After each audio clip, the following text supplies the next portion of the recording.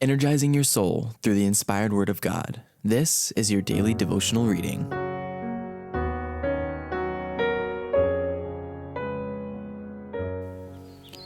Our Daily Bread, The Protest of the Princes, April 26th, The Bible and the Bible only.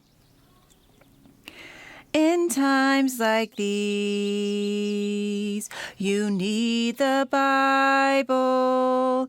In times like these, oh, be not idle. Be very sure. Be very sure.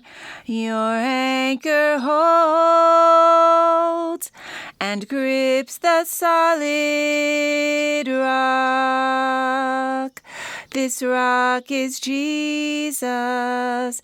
Yes, He's the one. This rock is Jesus, the only one. Be very sure. Be very sure. Your anchor holds and grips the solid rock. The Bible and the Bible only. For the word of the Lord is right, and all His works are done in truth. Psalm 33, verse 4. The declaration had been made. It was written in the memory of thousands and registered in the books of heaven, where no effort of man could erase it. All evangelical Germany adopted the protest as the expression of its faith. Everywhere, men beheld in this declaration the promise of a new and better era. Said one of the princes to the Protestants of Spires, "May the Almighty, who has given you grace to confess energetically, freely and fearlessly, preserve you in that Christian firmness until the day of eternity." Had the Reformation, after attaining a degree of success, consented to temporize to secure favor with the world, it would have been untrue to God and to itself, and would thus have ensured its own destruction. The experience of these noble reformers contains a lesson for all succeeding ages. Satan's manner of working against God and His Word has not changed.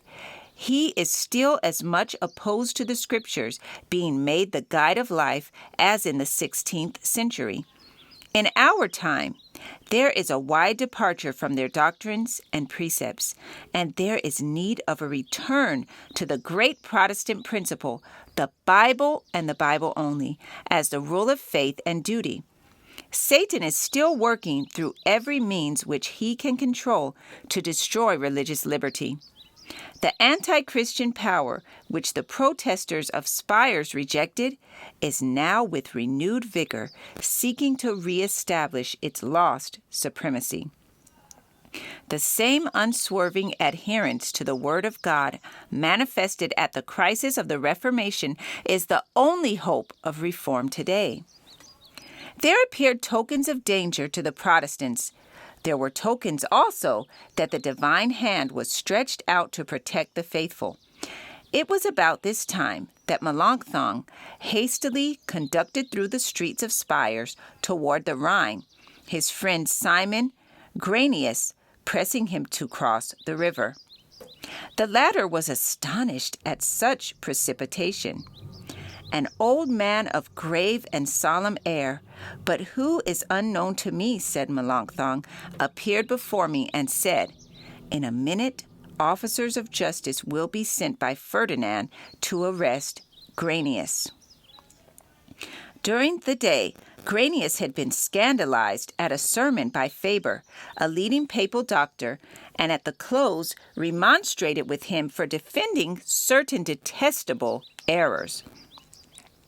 Faber dissembled his anger, but immediately after repaired to the king, from whom he had obtained an order against the importunate professor of Heidelberg. Melanchthon doubted not that God had saved his friend by sending one of his holy angels to forewarn him. Motionless on the banks of the Rhine, he waited until the waters of that stream had rescued Granius from his persecutors.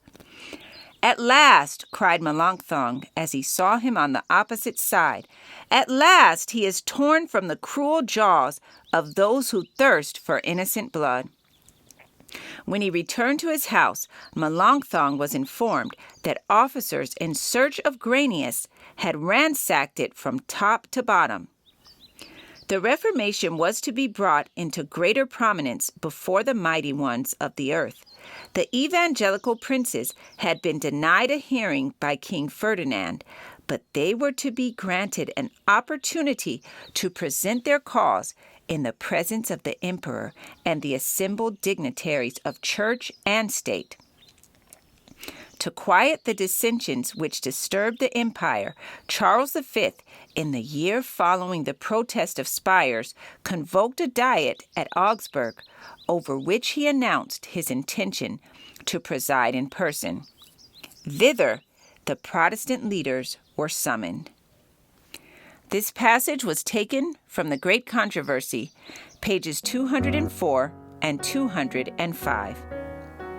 Our Daily Bread, April 26th. The protest continues, and have a blessed and happy Sabbath. I encourage you to be ye doers of the word and not hearers only. Thank you for listening, and be sure to join us tomorrow for your daily devotional reading.